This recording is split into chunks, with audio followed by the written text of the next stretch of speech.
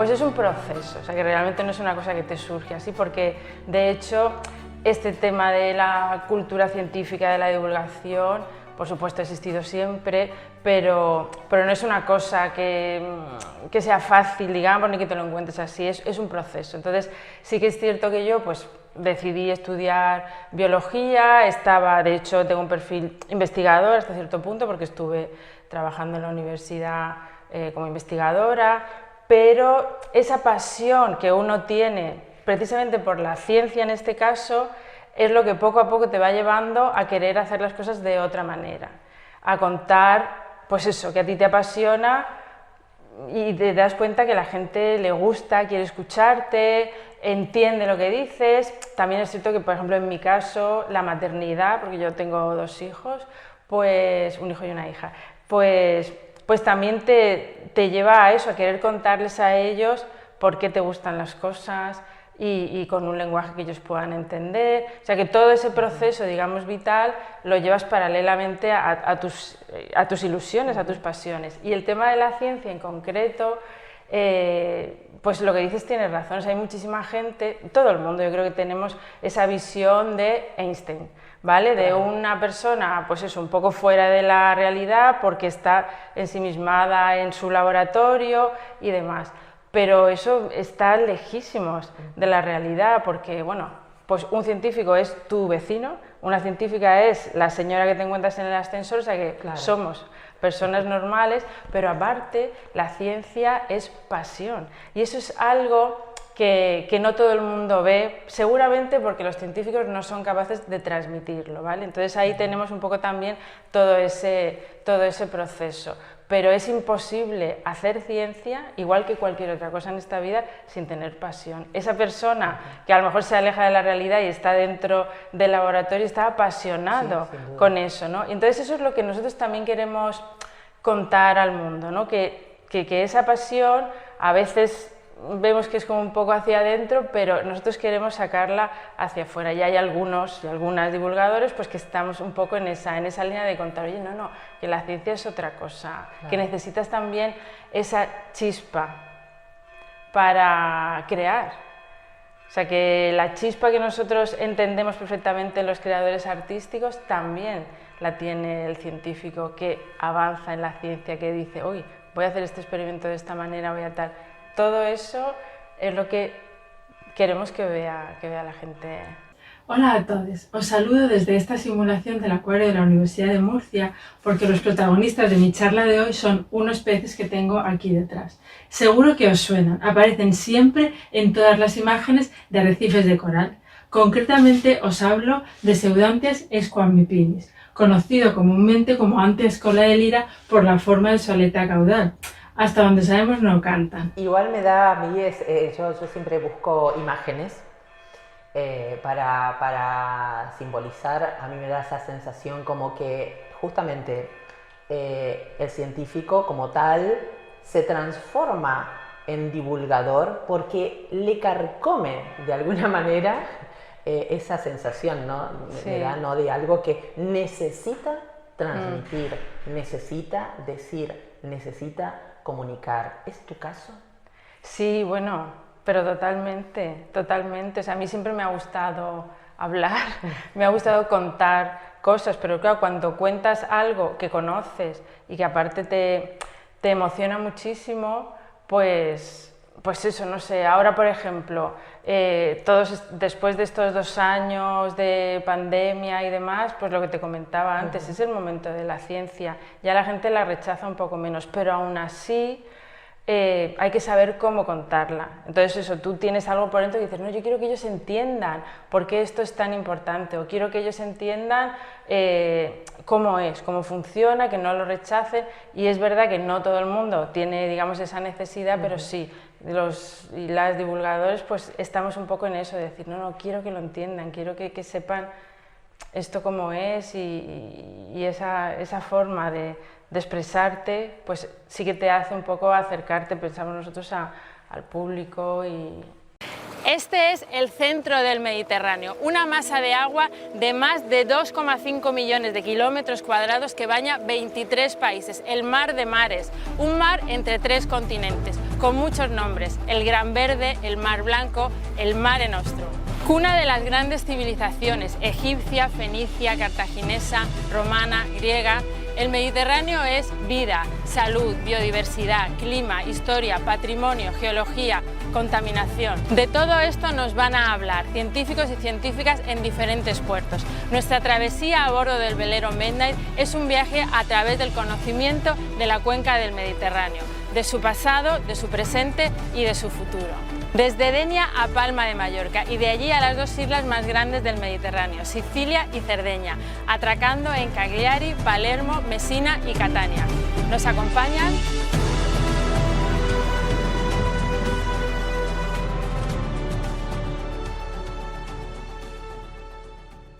Bueno, el hecho incluso de utilizar lenguaje común, ¿no?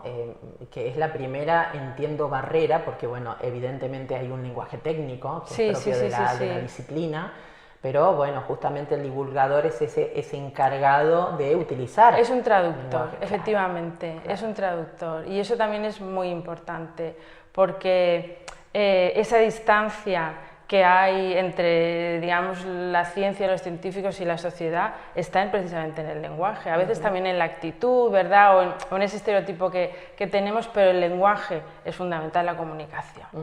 Eso es lo que nos diferencia y nosotros queremos acercarlo. Si tú puedes, ahora no se me ocurre ningún ejemplo, pero si puedes contar algo de modo que alguien lo entienda, hazlo, ¿por qué no? Claro. No, es verdad que sí que hay cierta parte de la ciencia, de la academia, que está muy a gusto, digamos, con esa diferencia y con relacionarse, bueno, pues con su entorno y con un lenguaje que se entiende en su entorno más inmediato. Pero la obligación del científico también es llevar esa ciencia a la sociedad.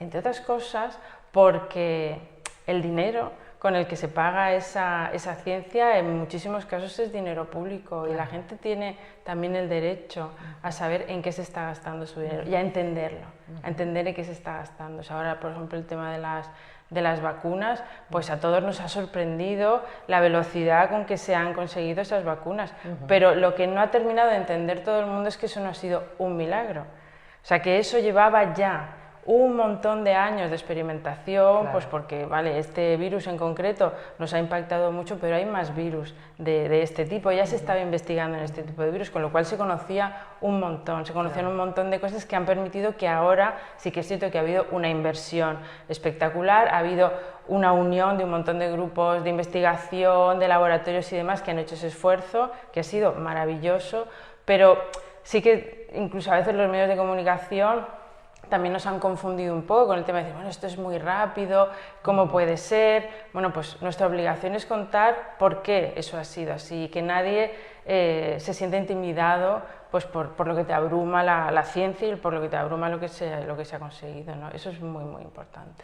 Bueno, de hecho también la biología es una rama de la ciencia muy cercana a las personas, ¿no? Porque bueno, por ahí pensamos en otras disciplinas como más alejadas, no sé. Sí, o más específicas o algo así, pero ¿no? Es cierto que, bueno, yo creo que eso es una ventaja también, ¿no? O sea, la biología, aunque yo recuerdo cuando empezaba a estudiar biología, ¿y de qué vas a trabajar? ¿Qué vas a hacer? Es verdad que es un poco disperso y biólogos hay en un montón de sitios y haciendo un montón de cosas, ¿no? Pero eso, pues la biología realmente es todo, es la vida. Entonces, si te gustan los animales, por supuesto, si te gustan las plantas, si te gusta el ser humano, el organismo, la fisiología, luego tenemos, por supuesto, la ecología, medio ambiente, no sé, un montón de disciplinas que se engloban en la biología y efectivamente siempre hay algo de lo que tirar. Una experiencia vital que cualquiera pueda tener, vamos, desde que me he hecho un corte hasta he tenido un corte de digestión, cualquier cosa que tú quieras decir, o que me gusta un animal, tengo una mascota, me encantan las plantas, todo eso, pues digamos que se engloba un poco en la biología y siempre encuentras esa historia que le puedas contar a alguien, decir, pues sabes que esta planta, pues sabes que no sé qué, y ese es el enganche, es ese momento en el que alguien te mira y dice, quiero saber ¿qué me vas a contar? Me interesa, ¿no? Y eso es con lo que jugamos en divulgación también, en enganchar, ¿no? En buscar ese hilo para eso, para contar algo que ahí queda. O sea, que también es verdad que no pretendemos, no sé, elevar el nivel cultural, o sea, no es una cosa elevadísima, es simplemente eso, lo del día a día, el que esa información que nosotros tenemos también, porque eso también, pues yo lo reivindico un montón, o sea, todos tenemos cultura científica, todos hemos ido al colegio, todos hemos estudiado ciencias, todos sabemos un montón, pero es algo como que se olvida, que queda ahí en segundo plano y que nos genera muchas dudas. Pues a lo mejor por lo que tú decías, pues porque dices, no, es que para saber de ciencia hay que ser científico. Bueno, pues es que hay muchísimos niveles. Cuando tú vas a un museo, por ejemplo, a ver pintura, no sabes de pintura, pero te emociona, te gusta.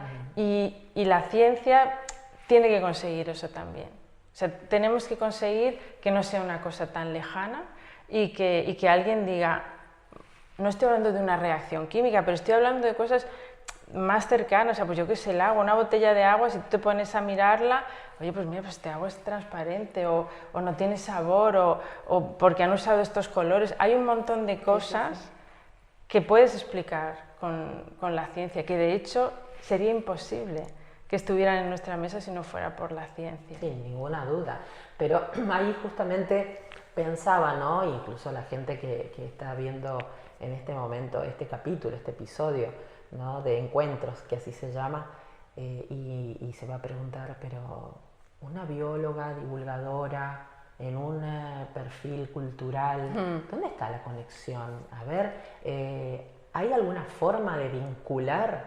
Yo creo que sí, por eso estás aquí, obviamente, pero desde tu mirada, ¿cuál es la manera de justamente enlazar lo que es la divulgación con la cultura?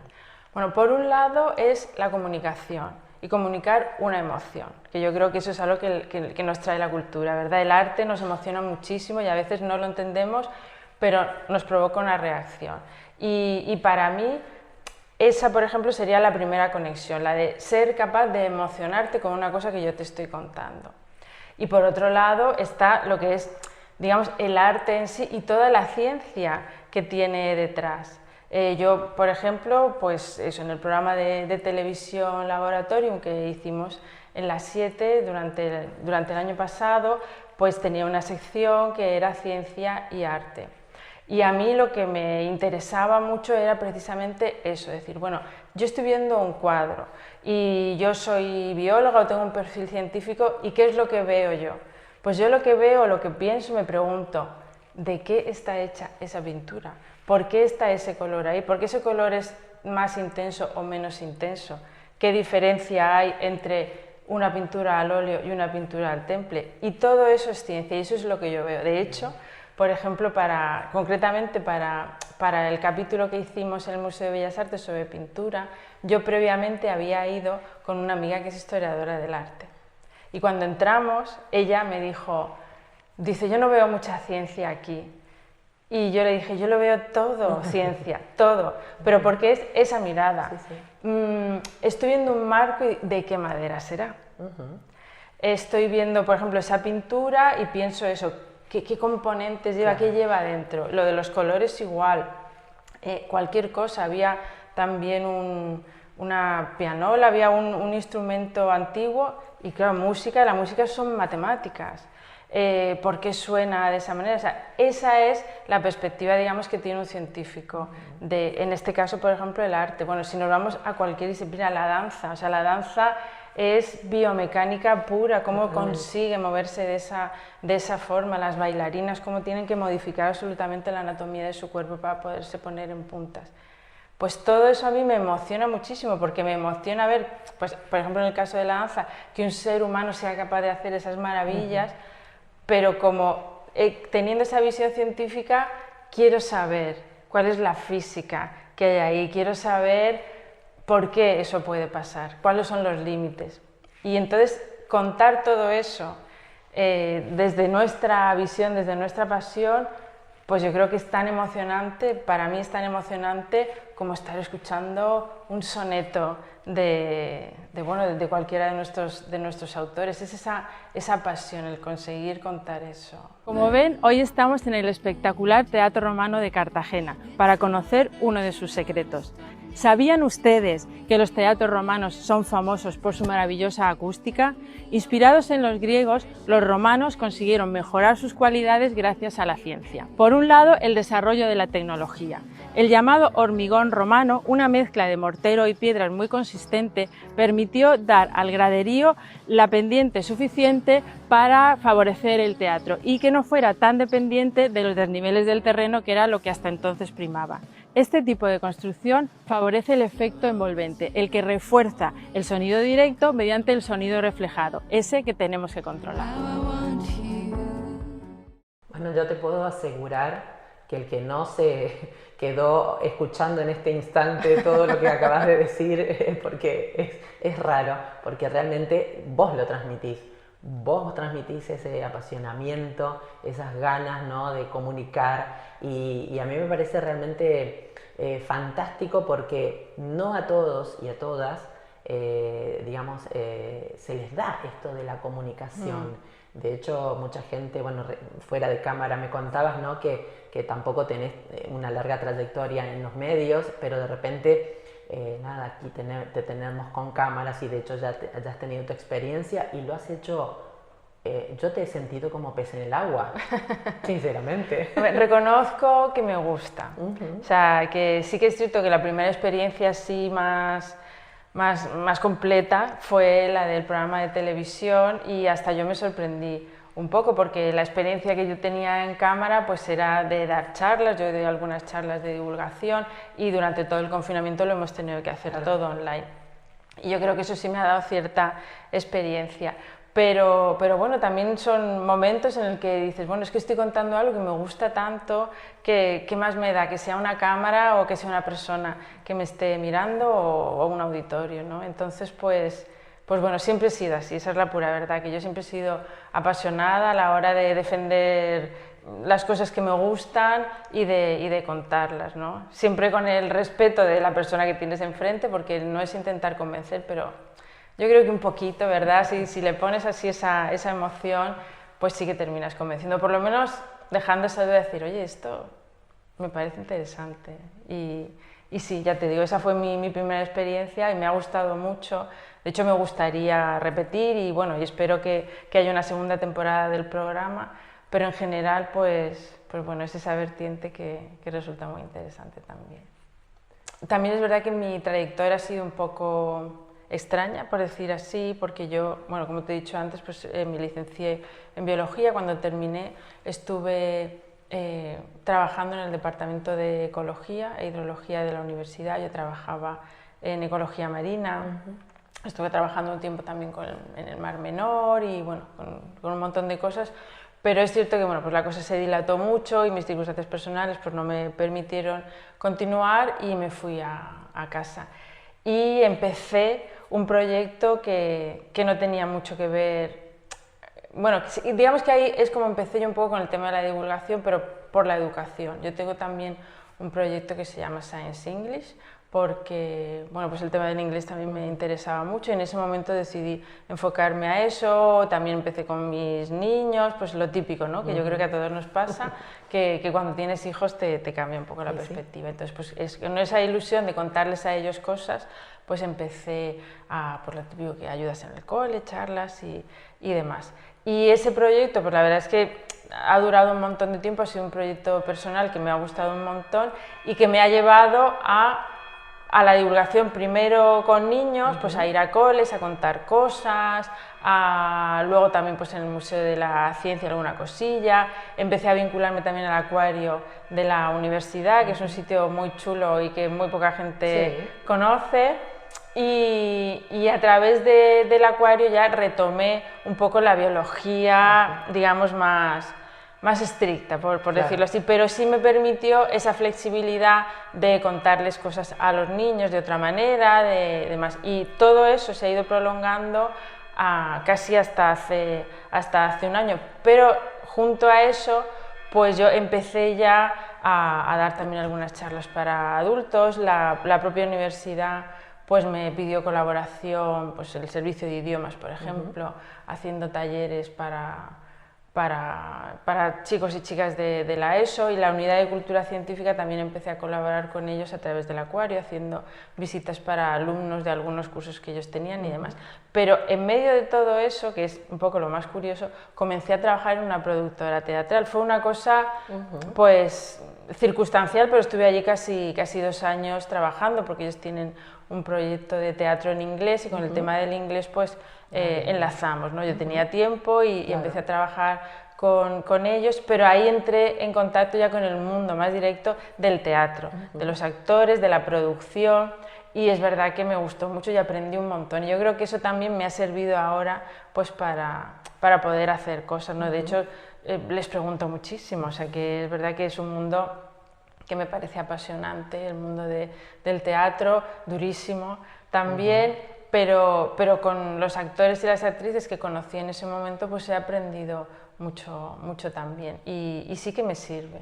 Sí que me sirve. Entonces, por ejemplo, eso, pues ese perfil, eso que yo tenía, digo, me imagino, pues eso de querer contar, esa pasión, esas cosas, con ellos he aprendido también un poco a cómo gestionarlo, a cómo comunicar un poquito mejor, y ya finalmente, pues eso, sí, ya empecé a trabajar en la unidad de cultura científica, pues ya de seguido, y ahí sí que pues el equipo humano que hay es maravilloso, y todos tenemos esta visión de contar la ciencia de otra manera, de acercarnos más al público y hacerlo de forma que les interese a ellos, no que nos interese a nosotros, mediante no solamente charlas, pero por ejemplo pues también hacemos exposiciones, el cine en gran pantalla hablando de ciencia, explicando cosas y demás, en fin, no sé, pues un montón de formatos. En mi caso, a lo mejor, pues sí que intento hacer cosas un poco más teatrales a veces, pero eso, que sí que es verdad que mi perfil no es muy común. Y de hecho, a veces cuando la gente me pregunta, ¿pero tú en qué trabajas o qué haces?, pues no sé explicarlo con 2 palabras, es decir, porque es verdad que soy bióloga, pero también podría decir que hasta cierto punto soy comunicadora, aunque tampoco me siento así 100%, y eso, pues me gusta el arte, me gustan un montón de cosas. La verdad que tremendamente multifacética, y me parece que eso es justamente lo que enriquece el hecho de poder contar, ¿no? Y yo pensaba, a raíz obviamente de esta entrevista, en la figura de la mujer en otras épocas, ¿no? De la figura de la mujer de la ciencia en otras épocas de la historia, en la que lamentablemente, digamos, siempre estaban atrás de un velo, y que no las dejaba surgir, ¿no? La realidad que estaban viviendo en ese momento, bueno, cuestiones obviamente culturales, sociales, y que de alguna manera yo también entiendo que hay que verlas en el contexto, ¿no? Sí. Vos me decías también hace un rato, este es el momento de la ciencia, este es el momento de comunicar, este es el momento también de acercar este tipo digamos, de conexiones a nivel audiovisual para que la gente conozca.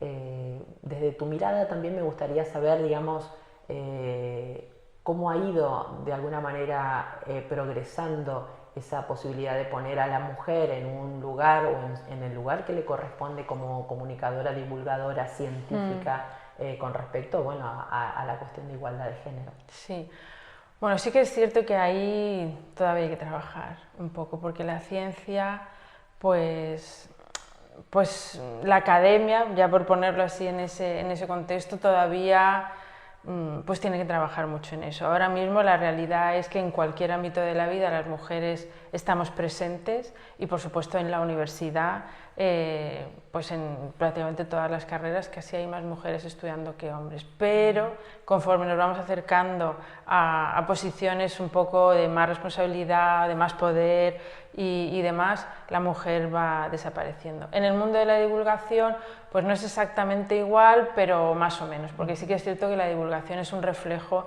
de la investigación, de la academia y de lo que hay.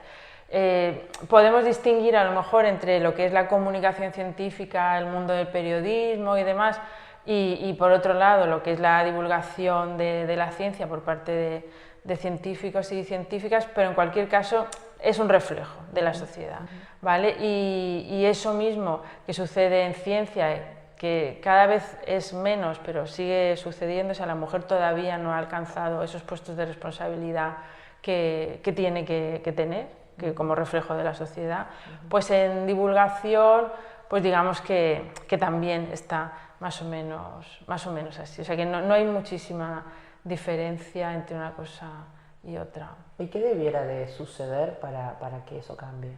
¿Qué pensás vos? Pues no lo sé, yo reconozco que ahí tengo un poco de dudas a veces, ¿vale? Porque sí que es cierto que, bueno, pues que tiene que haber paridad y a veces es complicado el decir, bueno, es que por obligación tiene que haber el mismo número de hombres cupo, ¿no? que de mujeres, efectivamente, lo del cupo. A mí, o sea, por un lado pienso que hay que hacerlo, ¿vale? Porque no hay, ahora mismo yo no encontraría, o yo creo que no hemos encontrado otro modo de hacerlo, tiene que ser por obligación, ¿vale? Pero es cierto que a veces también te puedes perder cosas o puedes poner a gente simplemente por el hecho de su sexo, ¿vale? De su género, que sea mujer o que sea hombre, y eso, claro, no es un criterio razonable, pero dices, bueno, no, pues tiene que ser por su currículum, pero claro, si no dejamos a las mujeres llegar hasta donde tienen que llegar, claro, nunca van a tener un currículum comparable al de un hombre. Entonces es verdad que es un tema complicado, pero yo personalmente optaría por decir, bueno, pues mira, pues vale, tiene que ser así, tiene que haber este cupo, le pese a quien le pese y le duela a quien le duela, y ya llegaremos a que las mujeres podamos tener esa igualdad real de condiciones. Yo creo que también en ese sentido pues hay que ser generosos, por decirlo de algún modo. O sea, es verdad que en la sociedad en la que vivimos todo el mundo opina, todos opinamos.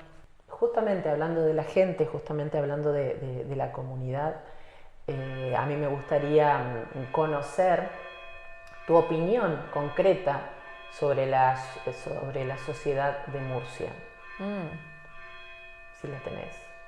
Sí, bueno, tampoco reflexiono mucho sobre ello, no te voy a engañar, pero mira, yo me crié en Alicante, de hecho no tengo mucho acento murciano por eso, porque a pesar de llevar viviendo muchísimos años aquí, pues no lo he conseguido captar. Pero bueno, yo me crié allí y me vine a estudiar aquí a Murcia biología, porque en Alicante entonces no había. Y sí tenía cierta relación con Murcia, pues por mi familia, por mis padres que habían estudiado aquí y demás, pero bueno, no había vivido nunca. Y bueno, me enamoró totalmente la sociedad murciana. Alicante y Murcia están muy cerca, pero sin embargo la sociedad es completamente diferente. Y es cierto que aquí en Murcia la gente es muy acogedora y muy de verdad. Y a mí eso me llegó, yo creo que nos llega a todos. Luego, por ejemplo, pues yo creo que lo has comentado tú antes o lo hemos comentado, que la vida cultural, por ejemplo, de Murcia es espectacular, es espectacular. Cualquier persona que viene de fuera y está aquí una semana, si es que no hace falta más, pues se queda totalmente sorprendida de la maravilla de vida cultural que tenemos aquí. Ahora, que eso se refleje fuera de Murcia, pues lo cierto es que no especialmente, son cosas muy puntuales las que llegan fuera. Entonces yo creo que sí que es cierto que sería muy interesante pues hacer un esfuerzo por vender Murcia de otra manera.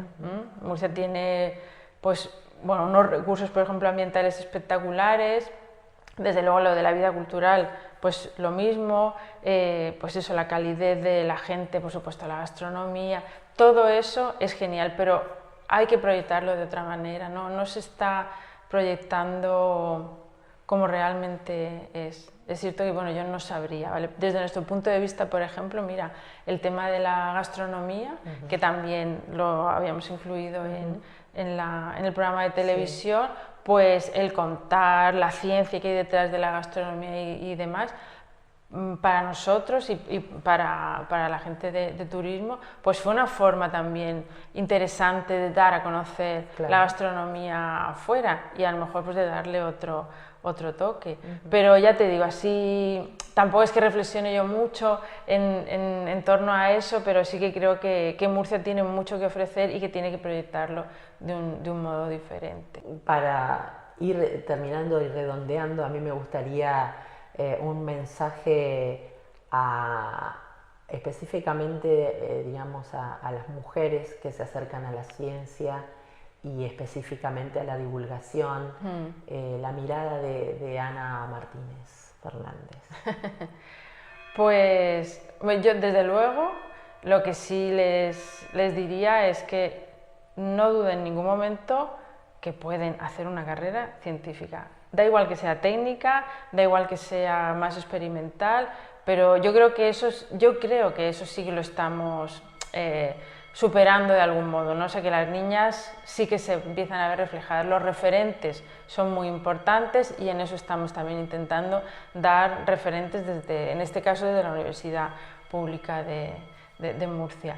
Y luego, pues eso, es no amedrentarse, es estar ahí con todas las de la ley y no estar ahí porque soy mujer o porque no lo soy, sino estar ahí porque me interesa la ciencia y porque quiero llegar hasta aquí, marcarte unos objetivos como todo en la vida. Es que tampoco tiene que ser algo excepcional, tiene que ser algo natural. Yo soy una mujer, quiero estudiar una carrera de ciencias y quiero trabajar en ciencias y poco más, o sea que no hay que hacer nada especial. Tenemos que quitarnos un poco eso de que hay que trabajar el doble, de que hay que ser los mejores. Pues mira, igual podemos ser igual de mediocres que son los hombres, no porque sean hombres, sino porque hay personas mediocres y somos personas. Y ese es mi mensaje, que por supuesto no duden nunca que por el hecho de ser mujeres pueden o no pueden hacer cualquier cosa en esta vida. Nunca, nunca, nunca. Somos personas y como eso tenemos que marcar nuestros objetivos. Muchísimas gracias, Ana. Un gusto haberte tenido aquí en este encuentro. Muchísimas gracias a ti por traerme. Estoy encantada, además ya te lo dije, de que un perfil, digamos, un poco científico entre en una plataforma como esta, y lo que nos encanta además es tender esos puentes. Que la cultura artística, digamos, las humanidades y la cultura científica pues están hermanadísimas. A ti.